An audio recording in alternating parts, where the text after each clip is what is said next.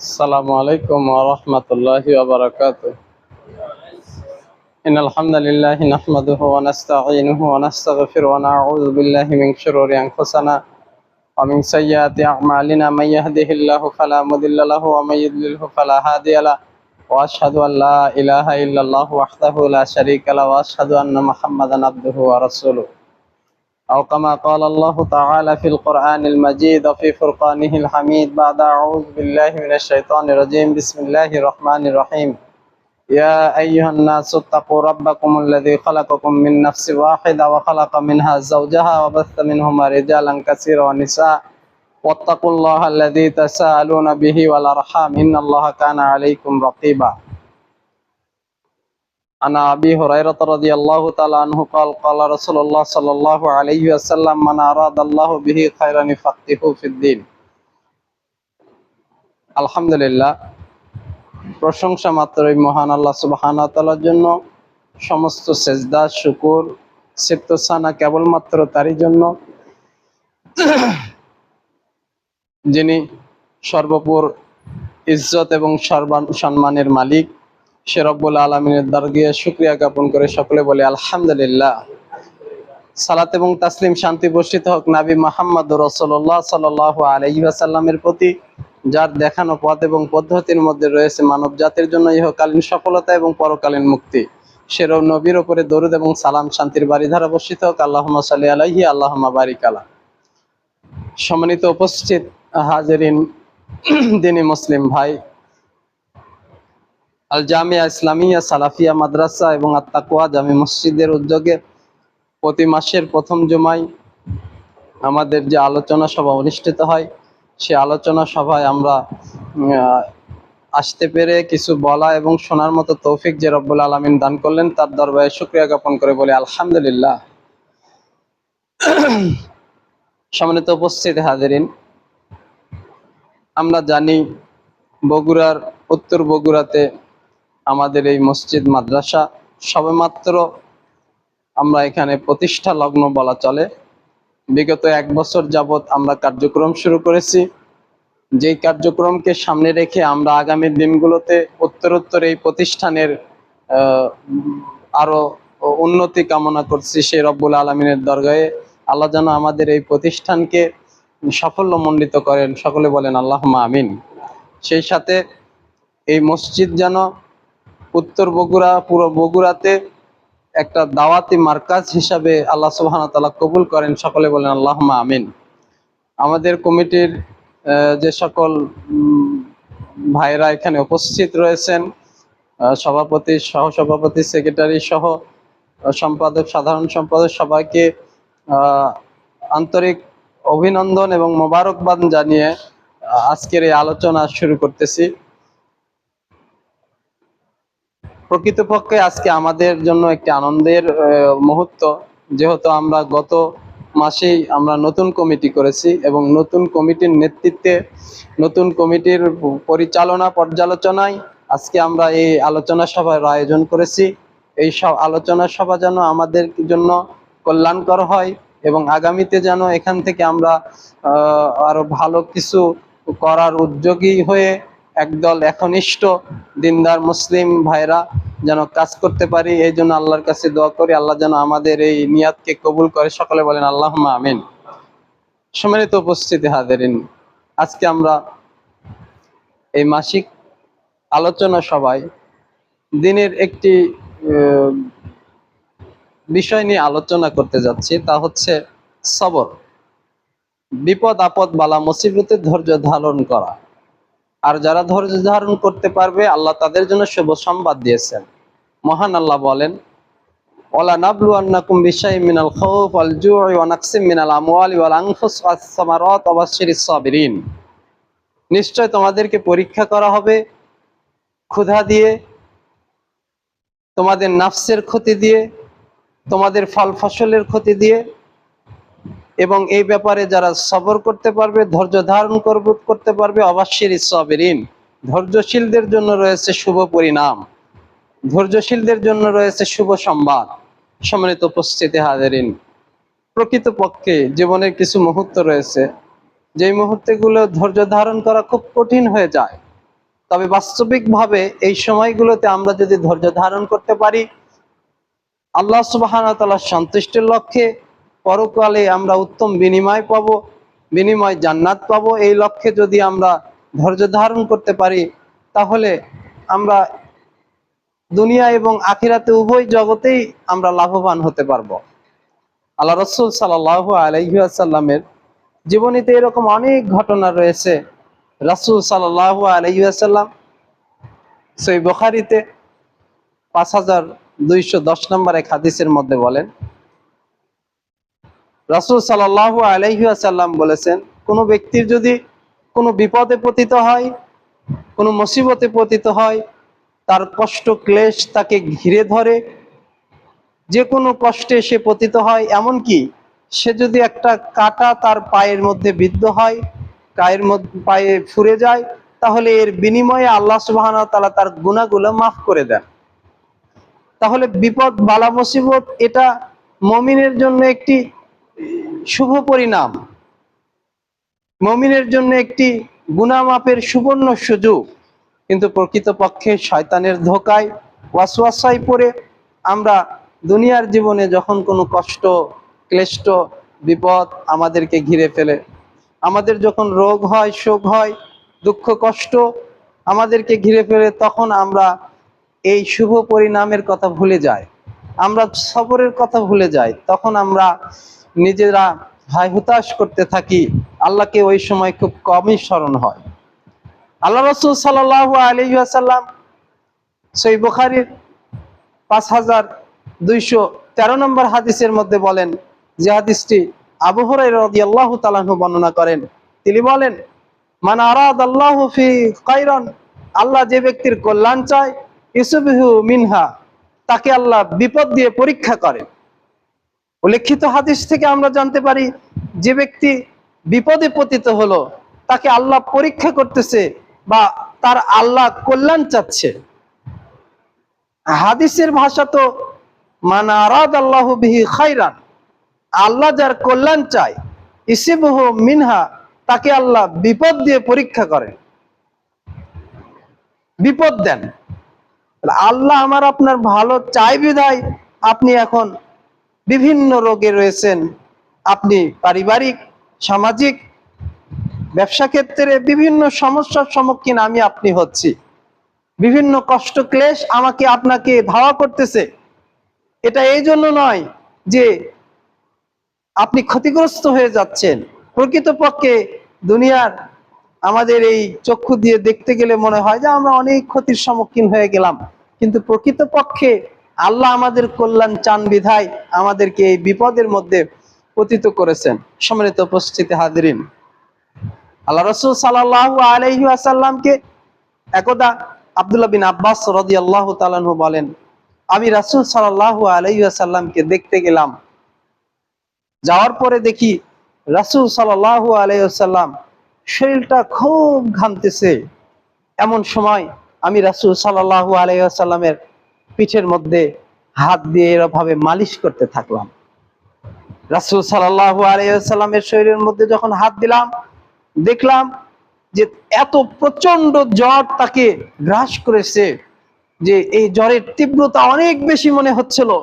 তখন রাসূল সাল্লাল্লাহু আলাইহি ওয়াসাল্লামকে আমি জিজ্ঞাসা করলাম, আব্দুল্লাহ বিন আব্বাস রাদিয়াল্লাহু তাআলা আনহু বলতেছে, আমি তাকে জিজ্ঞাসা করলাম, ইয়া রাসূলুল্লাহ, আপনার শরীরে তো প্রচন্ড জ্বর। রাসূল সাল্লাল্লাহু আলাইহি ওয়াসাল্লাম তখন বললেন যে সাধারণ একজন মানুষকে যে জ্বর দেওয়া হয়, আমাকে তার দ্বিগুণ দেওয়া হয়।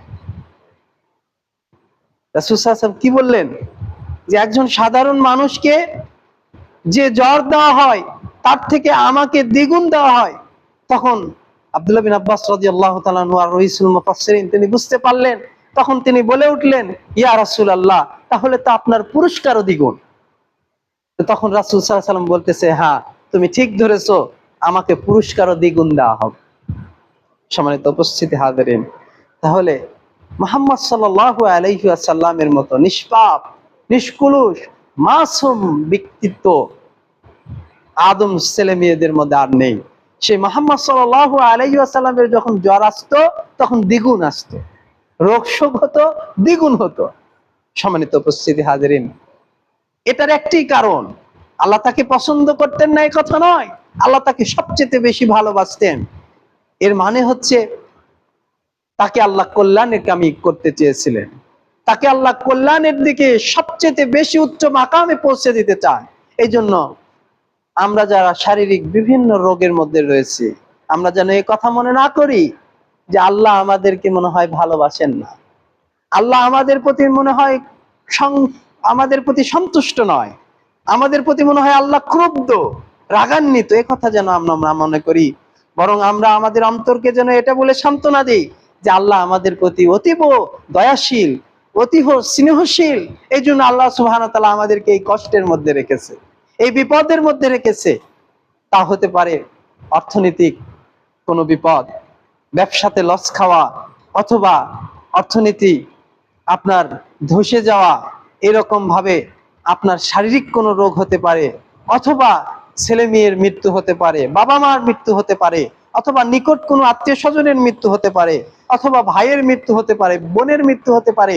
যত রকমের বিপদ রয়েছে, এই সকল বিপদ দিয়ে আল্লাহ সুবহানাহু ওয়া তাআলা মুমিন বান্দাদেরকে পরীক্ষা করেন।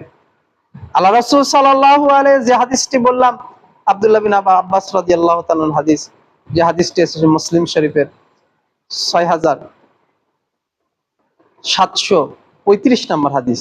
সম্মানিত উপস্থিতি হাজিরিন, এক হাদিসের মধ্যে রাসূল সাল্লাল্লাহু আলাইহি ওয়াসাল্লাম বলেন, আবু হুরায়রা রাদিয়াল্লাহু তাআলা থেকে বর্ণিত, যে রাসূল সাল্লাল্লাহু আলাইহি ওয়াসাল্লাম বলতেছে, মুমিনের দৃষ্টান্ত হচ্ছে ওই পল্লকের মতো, ওই লতানো বৃক্ষের মতো, যাতে প্রচন্ড হাওয়া যখন দেয় শুধুমাত্র নুয়ে যায়, আবার যখন হাওয়া বন্ধ হয়ে যায় তখন সে আবার ঠিক উঠে দাঁড়ায়। আমরা যখন জমিতে যখন ধান বীজ বপন করে, সবুজ সবুজ শীষগুলো, সবুজ সবুজ গাছগুলো যখন মাথা উঁচু করে দাঁড়ায়, তখন আমরা দেখতে পারবো যে যখন প্রচন্ড হাওয়া তার উপর দিয়ে চলে যায়, তখন সেই ধান গাছগুলো নুইয়ে যায়। এরপরে হাওয়া যখন বন্ধ হয়ে যায়, আবার সে উঠে দাঁড়ায়। সুবহানাল্লাহি বিহামদিহি সুবহানাল্লাহিল আযীম। রাসূল সাল্লাল্লাহু আলাইহি ওয়াসাল্লাম কত সুন্দর এক্সাম্পল দিয়েছেন, কত সুন্দর দৃষ্টান্ত দিয়েছেন, যে মুমিনের দৃষ্টান্ত ওই পল্লকের মতো, ওই সবুজ বৃক্ষের মতো, ওই চারা গাছের মতো, ওই ধান শীষের মতো, যে যখন তাতে বাতাস লাগে এই লতাটা হেলে যায়, নুইয়ে যায়, আবার বাতাস যখন বন্ধ হয়ে যায় তখন আবার সেটা দাঁড়িয়ে যায়। আর মুনাফিকের বৈশিষ্ট্য হচ্ছে পিলবৃক্ষের মতো, বট বৃক্ষের মতো, যাতে প্রচন্ড বাতাস যখন ঝাপটা দেয় তখন একেবারে মূল থেকে তা উপরে পড়ে যায়, ভেঙে যায়, ভস্ম হয়ে যায়, আর দাঁড়ানোর মতো কোনো ক্ষমতা থাকে না। তাহলে মুমিনদেরকে যদি কোনো বিপদ আপনাকে স্পর্শ করে, কোনো কষ্ট আপনাকে স্পর্শ করে, কোনো নাফসের ক্ষয়ক্ষতি আপনাকে স্পর্শ করে, তাহলে তখন আপনাকে ভেঙে পড়লে হবে না। বটবৃক্ষের মতো ভেঙে পড়লে আপনি এই রকম ভাবে ইমানের পরীক্ষায় পাশ হতে পারবেন না। যদি আপনি ওই সবুজ বৃক্ষের মতো, লতা বৃক্ষের মতো আপনি নুইয়ে পড়েন, এরপরে আবার আপনি ইমানি শক্তি দিয়ে আপনি মজবুতের সাথে দৃঢ় হয়ে আপনি দাঁড়িয়ে যান, তাহলে আশা করা যায় এই পরীক্ষাতে আপনি উত্তীর্ণ হবেন। আল্লাহ রাসূল সাল্লাল্লাহু আলাইহি ওয়াসাল্লাম এক হাদিসের মধ্যে বললেন, যখন কোনো ব্যক্তি অসুস্থ হয়, বিছানায় শায়িত হয়, এই বিছানায় শায়িত হওয়ার পরে এই কষ্ট যন্ত্রণা সে সহ্য করে নিয়ে বলে, আলহামদুলিল্লাহ, আল্লাহর শুকরিয়া, আল্লাহ আমাকে এর থেকেও খারাপ অবস্থায় রাখতে পারতো, কিন্তু আল্লাহর শুকরিয়া, এখনো আমি মুখ দিয়ে কথা বলতে পাচ্ছি, এখনো হাতের ইশারায় সালাত আদায় করতে পাচ্ছি, এখনো আমার আত্মীয় স্বজনকে চিনতে পাচ্ছি। এরকম ভাবে যখন সে আল্লাহর সন্তুষ্ট জ্ঞাপন করে, যখন সে এই রোগ থেকে পরিত্রাণ পেয়ে যায়, নিস্তার পেয়ে যায়, সে যখন হাঁটা চলা করার মতো অবস্থায় চলে আসে, সুস্থ হয়ে যায়, আল্লাহ রাসূল সাল্লাল্লাহু আলাইহি ওয়াসাল্লাম বলেন, সেই ব্যক্তি বিছানা থেকে এমন ভাবে পাপ মুক্ত হয়ে উঠলো, যেদিন তার মা তাকে জন্ম দিয়েছিল ওই দিনের মতো নিষ্পাপ হয়ে গেল। সম্মানিত উপস্থিতি হাজিরিন, তাহলে কষ্ট, দুঃখ, রোগ, বিপদ, বালা, মুসিবত আমাকে আপনাকে স্পর্শ করে। প্রতিটি মানুষকে কোনো না কোনো বিপদের মধ্যে যেতে হয়। আমার আর আপনার বিপদ এক নয়, আপনার বিপদ আপনার কাছে অনেক বড়, আমার বিপদ আমার কাছে অনেক বড়। এরকম ভাবে প্রত্যেকটি মানুষের জায়গা থেকে, নিজ নিজ জায়গা থেকে বড় বড় বিপদের সম্মুখীন আমরা হচ্ছি। এই বিপদ বালা মুসিবতের সময় আমাদেরকে ধৈর্য ধারণ করতে হবে এবং সেই রবের কাছে কায়মানুবেগকে দোয়া করতে হবে, প্রার্থনা করতে হবে। দোয়া এবং প্রার্থনার মাধ্যমে, ইবাদতের মাধ্যমে, সালাতের মাধ্যমে, জিকির আজগারের মাধ্যমে, কোরআন তেলাওয়াতের মাধ্যমে, সবরের মাধ্যমে আমাদেরকে সে বিপদ থেকে আল্লাহর কাছে আশ্রয় প্রার্থনা করতে হবে। যদি আমরা এরকম ভাবে আল্লাহর কাছে বিপদ বালা মুসিবতের সময়, কষ্ট ক্লিষ্টের সময় আমরা যদি ধৈর্য ধারণ করতে পারি, তাহলে বিনিময় জান্নাত পাবো। কিভাবে বলছি? ওই যে এক মহিলা এসে আল্লাহ রাসূল সাল্লাল্লাহু আলাইহি সাল্লামের কাছে এসে বলল, ইয়া রাসূলুল্লাহ, আমার মির্গি রোগ রয়েছে। মির্গি ব্যারাম বোঝেন তো? এই মির্গি রোগ রয়েছে। যখন আমার কাঁপুনি উঠে যায়, ঝাঁকুনি উঠে যায়, তখন আমার জ্ঞান হেরে যায়, আমি পুরো একেবারে সেন্সলেস হয়ে যাই, আমার পোশাক পরিচ্ছেদ আমার থেকে খুলে যায়, আমি পুরো উলঙ্গ হয়ে যাই, এই পরিস্থিতি আমার হয়। ইয়া রাসূলুল্লাহ, আমার জন্য আপনি দোয়া করেন, আমি যাতে এই রোগ থেকে পরিত্রাণ পাই। তখন আল্লাহ রাসূল সাল্লাল্লাহু আলাইহি ওয়াসাল্লাম বললেন যে ঠিক আছে, আমি তোমার জন্য দোয়া করতে পারি, তবে তোমার কাছে দুইটি অপশন রয়েছে। তুমি যদি চাও, আমি তোমার জন্য আল্লাহর কাছে নিকট দোয়া করব, তুমি এই রোগ থেকে পরিত্রাণ পাবে। আর যদি তুমি চাও যে এই রোগ তোমার দুনিয়াতে থেকে যাবে, বিনিময়ে আল্লাহ তোমাকে জান্নাত দিবে, তাহলে তুমি জান্নাত নিতে পারো। তখন সেই মহিলা বলে, ইয়া রাসূলুল্লাহ, তাহলে আমার এই রোগ থেকে যাক, আমি এই রোগ থেকে পরিত্রাণ চাচ্ছি না, আমার জন্য শুধু এতটুকু দোয়া করেন, যাতে আমি যখন এই রকম রোগ আমার বেশি হবে, তখন যাতে আমার কাপড়টা খুলে না যায়, আমি বিবস্ত্র না হয়ে যাই, আমি উলঙ্গ না হয়ে যাই। তাহলে আপনি আল্লাহর কাছে এই দোয়া করেন। তখন আল্লাহ রাসূল সাল্লাল্লাহু আলাইহি সাল্লাম ওই মহিলার জন্য এই দোয়া করলেন যে আল্লাহ, তুমি এই মহিলাকে বিবস্ত্র করিও না। এরপরে থেকে ওই মহিলা বলেন যে আমি কোনোদিন আর আমার রোগ বেশি হলে আমি বিবস্ত্র হইনি। সুবহানাল্লাহ। আল্লাহ রাসূল সাল্লাল্লাহু আলাইহি সাল্লামের দোয়ার বদৌলতে ওই মহিলা বেঁচে গিয়েছিল। কিন্তু সাহাবেদের মধ্যে একটা আকাঙ্ক্ষা হচ্ছে, তারা জান্নাতকে অগ্রাধিকার দিত, জান্নাতকে সামনে রাখতো, আর দুনিয়ার সমস্ত সমস্যাকে এক সাইডে রাখতো। দুনিয়ার সমস্ত সমস্যার উপর দিয়ে তারা জান্নাত চাইতো। কিন্তু আমাদের আজকালকের বিষয়টা হয়ে গেছে অন্যরকম। আমরা দুনিয়ার সমস্যাটাকে বড় করে দেখতেছি, পরকালটাকে আমরা ছোট করে দেখতেছি। এই জন্য মহান আল্লাহ বলেন, বাল তুসিরুনাল হায়াতাদ দুনিয়া ওয়াল আখিরাতু খায়রুম ওয়া আবকা। তোমরা দুনিয়াটাকে বড় করে দেখলে, দুনিয়ার এই কষ্ট, দুনিয়ার এই সামান্য সময়, আর এই সামান্য বিপদ, হাত ভেঙে গেল, পা ভেঙে গেলে, অ্যাক্সিডেন্ট হলে, অথবা তোমার অর্থ চুরি হয়ে গেল, অথবা তুমি ব্যবসায় লস খেলে, এটা তোমার সাময়িক, হয়তো 1 বছর, 2 বছর বা 5 বছর, 10 বছর। এর বিনিময়ে ধৈর্য ধরে যদি তুমি থাকতে, তাহলে অনন্তকালের সেই জান্নাত তোমাকে তোমার রব পুরস্কৃত করত, তোমাকে উপহার দিত। তো দিনী মুসলিম ভাই, বলতেছিলাম যে সবর করতে হবে।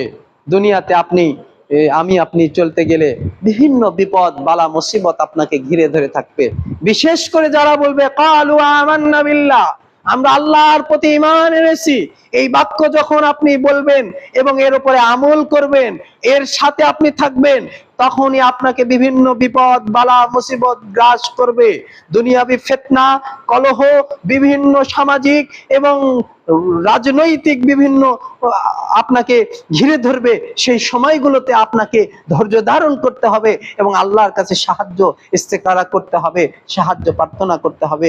যদি আমরা আল্লাহর কাছে সাহায্য প্রার্থনা করতে পারি এবং বেশি বেশি করে ধৈর্য ধারণ করতে পারি, তাহলে আশা করা যায় যে দুনিয়া এবং পরকাল আমরা উভয় জগতে কামিয়াবি হাসিল করতে পারবো। আজকের আলোচনায় আপনাদের সামনে যে সংক্ষিপ্তভাবে যেটা উপস্থাপন করার চেষ্টা করেছি, আমরা সেই বিষয়ে সবরের বিষয়ে বলতেছিলাম। আমরা বেশি বেশি করে ধৈর্য ধারণ করব। রাসূল সাল্লাল্লাহু আলাইহি সাল্লাম, সাহাবায়ে কিরাম, উম্মতে আলেম ওলামা সবাই, সারা পৃথিবীর মুহাদ্দিসে ইকরাম, তারা সবাই যুগে যুগে তারা সবরের কথা বলেছেন, নিজেরা সবর করেছেন বিভিন্ন বিপদ বালা মুসিবতে। অতএব আমরা সবসময় ধৈর্যের সাথে চলার চেষ্টা করব। বিশেষ করে আমাদের এই আল জামিয়া ইসলামিয়া সালাফিয়া মাদ্রাসা এবং আত-তাকওয়া জামে মসজিদের আমরা কাজ করতে যাচ্ছি। আমরা আবাসিক করব। এখানে আলহামদুলিল্লাহ প্রায় 70 জন বাচ্চা বিনা খরচে লেখাপড়া করে। এটা আমাদের জন্য, বগুড়াবাসীর জন্য একটা বড় পাওয়া। আপনারা যারা যেখান থেকে শুনতেছেন, আমাদের প্রতিষ্ঠানে আসবেন, আপনারা এখানকার পরিবেশ দেখবেন এবং আমরা এই প্রতিষ্ঠানকে ইনশাআল্লাহ উত্তরোত্তর আরো উন্নতি করব, আরো বড় করে এখানে যাতে একটা দ্বীনের মার্কাজ গড়ে তোলা যায়, আমরা এই চেষ্টা প্রচেষ্টা করব। সকলের কাছে দোয়া চাই, আল্লাহ যেন আমাদের এই প্রতিষ্ঠানকে কবুল করেন, বলে আল্লাহুম্মা আমিন। যারা যেখান থেকে আমাদেরকে বিভিন্ন সময় সাহায্য সহযোগিতা করেছেন এবং করতেছেন, তাদের এই দানগুলো আল্লাহ সুবহানাহু ওয়া তাআলা ডান হাতে কবুল করুন, বলে আল্লাহুম্মা আমিন। আল্লাহ সুবহানাহু ওয়া তাআলা আমাদের এই ক্ষুদ্র ক্ষুদ্র চেষ্টা প্রচেষ্টাগুলো কবুল করুন, বলুন আল্লাহুম্মা আমিন। আমাদের কথাবার্তার মধ্যে যেটুকু ভুল ত্রুটি হয়েছে আল্লাহ সুবহানাহু ওয়া তাআলা ক্ষমা করে দিন, বলুন আল্লাহুম্মা আমিন। হাযা মা ইনদানা ওয়াল ইলমু কুম লাআল্লাকুম তাশকুরুন ওয়া সাল্লাল্লাহু আলা নাবিয়িনা মুহাম্মদ। আসসালামু আলাইকুম ওয়া রাহমাতুল্লাহি ওয়া বারাকাতুহু।